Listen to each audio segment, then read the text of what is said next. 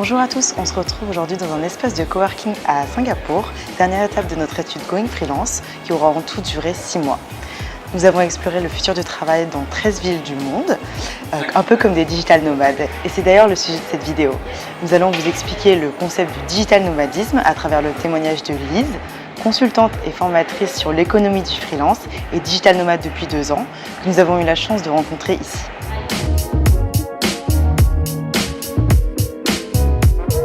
Je m'appelle Lise, j'ai 30 ans, je suis consultante et formatrice en freelance et je me spécialise sur l'économie freelance. Donc j'aide les entreprises et les startups à mieux collaborer avec des indépendants et de l'autre côté, j'aide les indépendants à trouver suffisamment de clients pour vivre de leurs activités.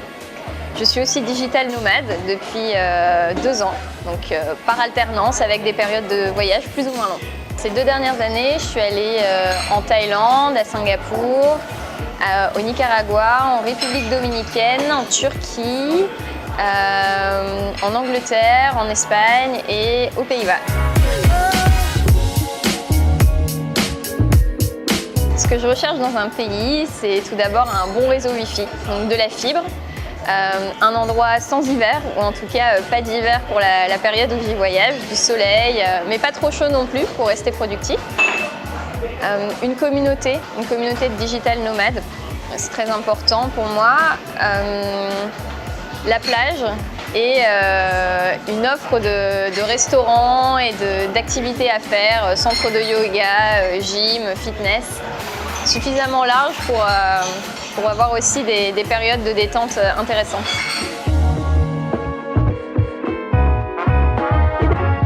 Pour moi, les avantages du travail en remote, c'est de pouvoir décider de mon emploi du temps comme je l'entends et donc de ne pas avoir l'impression de passer ma vie au travail, mais de pouvoir faire des choses épanouissantes en journée.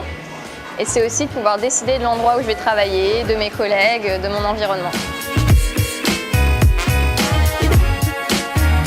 Alors j'utilise pas mal de logiciels pour communiquer avec mes clients et mes prospects, notamment des logiciels de vidéoconférence comme AppsheerIn, les emails bien entendu, des systèmes de chat en ligne qui sont plus légers que les emails pour échanger rapidement. Et surtout un agenda en ligne pour pouvoir réserver des créneaux, donc Calendly, qui me permet de jongler entre les différentes plages horaires de mes clients et mon fuseau horaire.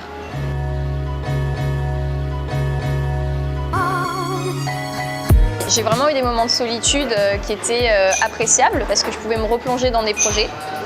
Et quand j'ai envie d'être entourée, je choisis de travailler depuis des espaces de coworking ou de co-living, donc des endroits où je sais que je vais rencontrer des personnes qui partagent le même style de vie. Je fais beaucoup d'événements, des meet-up, des événements que je trouve sur Facebook ou Eventbrite. Et j'essaye de rencontrer aussi des personnes dans mon secteur d'activité en voyageant que je contacte via LinkedIn.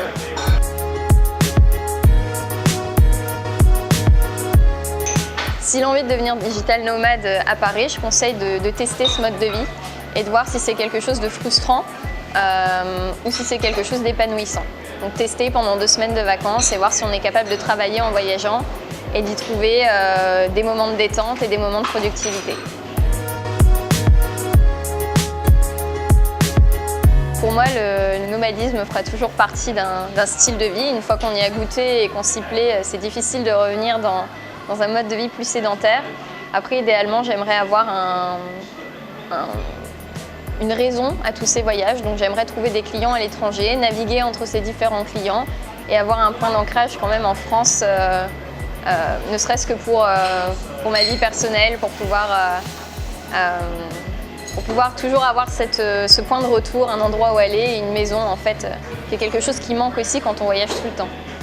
Ainsi, une nouvelle façon de penser le travail a vu le jour et se traduit par de nouvelles organisations au sein des entreprises, de nouvelles méthodes de management.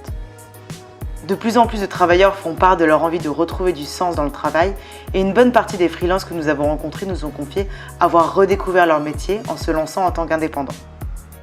Il y a une quête de liberté qui est de plus en plus présente et dont chacun a une définition différente. Pour certains, ça peut être la liberté de choisir ses horaires de travail, pour d'autres, leur lieu de travail ou encore les projets sur lesquels ils préfèrent travailler. L'entreprise traditionnelle, telle qu'elle a été pensée il y a plus de 2 siècles, n'attire plus ceux pour qui l'envie de liberté est devenue trop pressante. Ils deviennent alors entrepreneurs, freelance, salariés d'une entreprise en remote et plus rien ne les empêche de devenir digital nomades.